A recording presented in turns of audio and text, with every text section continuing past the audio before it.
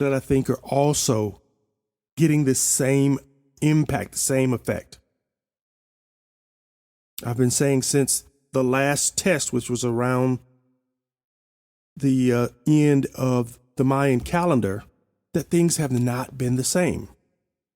The sky doesn't look different. The sun doesn't, the sky doesn't look the same. The sun doesn't look the same. I mean, maybe it's just me. Maybe it's climate change, but things aren't like they were before 2012.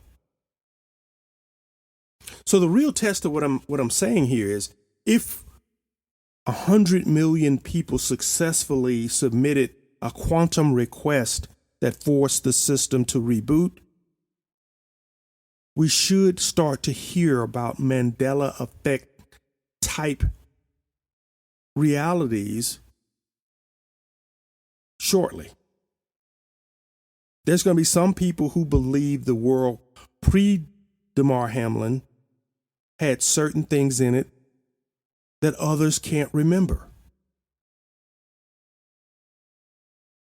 Fruit Loops versus the spelling of the current Fruit Loops. Something like that will emerge, because for him to survive, something had to be reset. Just like in the Mandela Effect movie. They tried bringing the girl back, just forcing her back into reality with no explanation. And the dimension came unwound because people could remember her dying. Her own mother wouldn't have anything to do with her when she returned because she remembered her dying. But when Brandon, the father, finally found the quantum computer from Dr. Fuchs and submitted the request to reboot the system, the quantum computer took them back to the moment where the decision had to be made. Were they going to let her take the doll with her to collect shells, or were they going to keep it with them for safekeeping? After the reboot, Brandon held on to the doll, and his daughter was never tempted to walk out into the ocean. So we're going to remember something in some groups, and others will remember some detail to be slightly different. That's the test. And we should see if that emerges for us. Is this the first time I think this has happened? No. I'm putting a link in the show notes. It's from 2017, and it is linked to Hurricane Irma that was headed for Jacksonville, Georgia, and dozens of church parishioners gathered on the beach and prayed for God to turn the hurricane around. They sent a request on TV that morning when they were en route to the beach for all Christians to do the same thing. And as Mary Parker, one of the organizers of the event, said, as Christians, we are told in Scripture that we can speak storms to quiet down just like Jesus did. So they went in believing that their prayers could change the projected course of a hurricane. And just like if they had a joystick in a video game, it turned and did not have the projected impact that it had before they showed up on the beach, right in the path of the hurricane, and prayed for that outcome. How many of you know the Dilbert cartoon? Well, Scott Raymond Adams, who is the author of the cartoon, the creator, in one of his books, he talks about how when he wants to change reality, he writes down what he wants the change to be in a tablet 15 times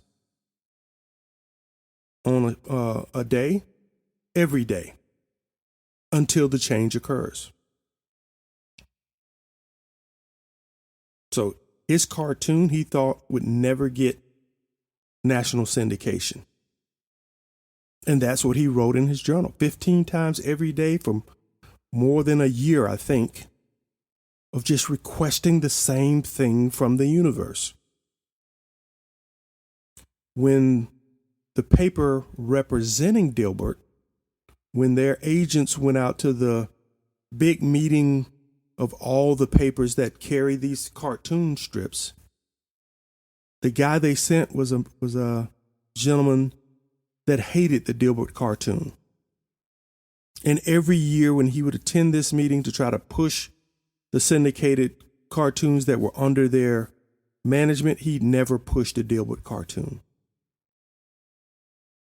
The day before the meeting, he had a massive heart attack in the hotel.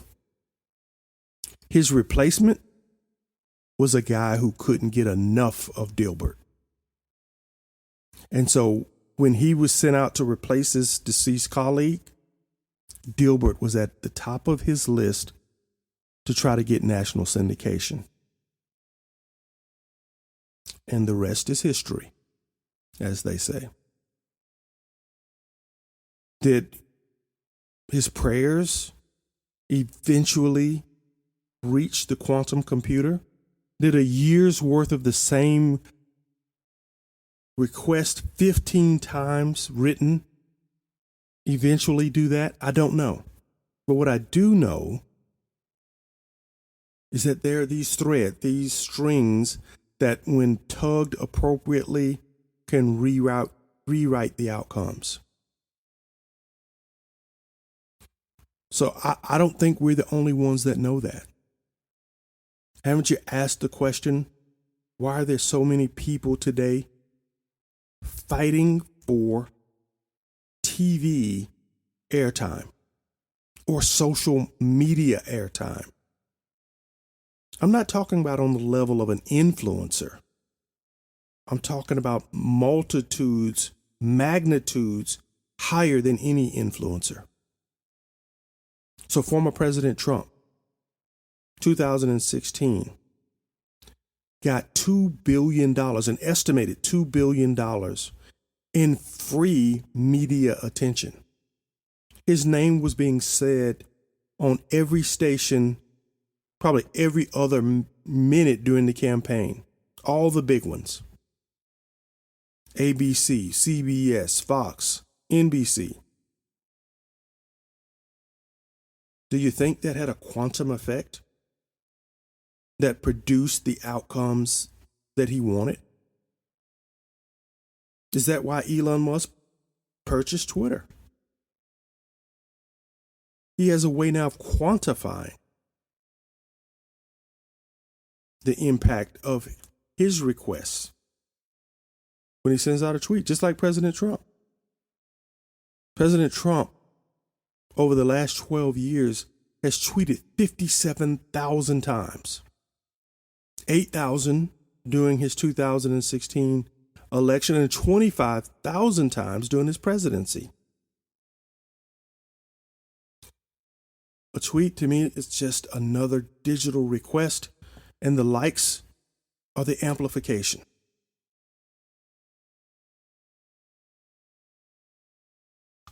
That's why I think we're seeing a new brand, a new path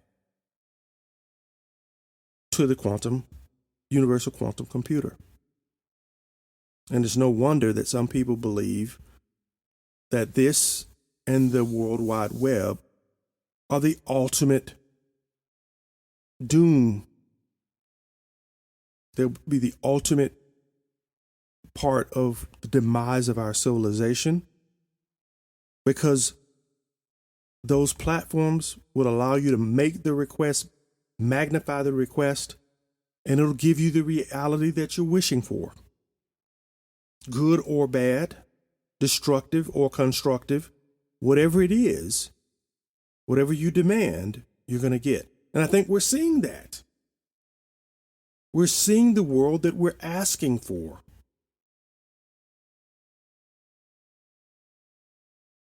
Guys, I went a bit long, 10 minutes over where I want it to be, but I thought I needed to go through all of that because I was certainly moved by Damar, and I am completely shocked that he survived and is back at his team's facility with his doctor saying he could see a day when he's back playing NFL games.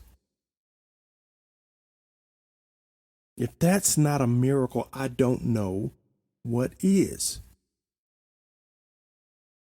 If that's not a quantum miracle, because no doctor did that, through a concentrated request to God to reset the digital simulation we're living in. Guys, check out the show notes. A lot of sources for what I quote in this podcast are there, so you can do your own research and come to your own conclusions. But this was no ordinary walk in the park. For those of you who witnessed what happened, his GoFundMe page going from a couple of $1,000s to over $5 million in less than 24 hours, is a good performance indicator if you're trying to find the magnitude of the quantum request. People actually acted with their dollars, showing you how far people were moved throughout these events. All right, guys, if you like what we're doing, feel free to sign up for our Twitter page, our Facebook, our Instagram. All of that will be in the show notes. And follow us on Spreaker. We'd love to continue to have this conversation. And I promise you guys, I will get back to the question around, was Adam a giant, the original Adam? Got a lot of great stuff that I want to take you through that takes us all the way back to Atlantis. Why? Because Atlantis may have represented the original giants. So we're going to dig into that in the next podcast, unless something crazy comes along. And it seems like crazy is becoming cool again. So it may end up pushing us another couple of weeks out before we get to that giant episode, but we will get to it. And then after the giant episode, that'll be the end of this chapter. We'll start chapter 2 of Event Horizon with the question, who is the devil? And we'll work through that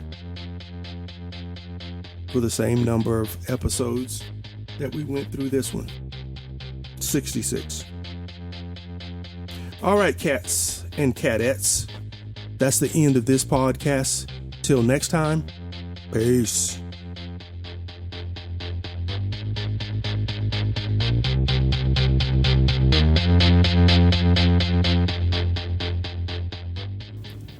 Hey you, podcast listener. This is your last chance. After this, there is no turning back. Take the blue pill.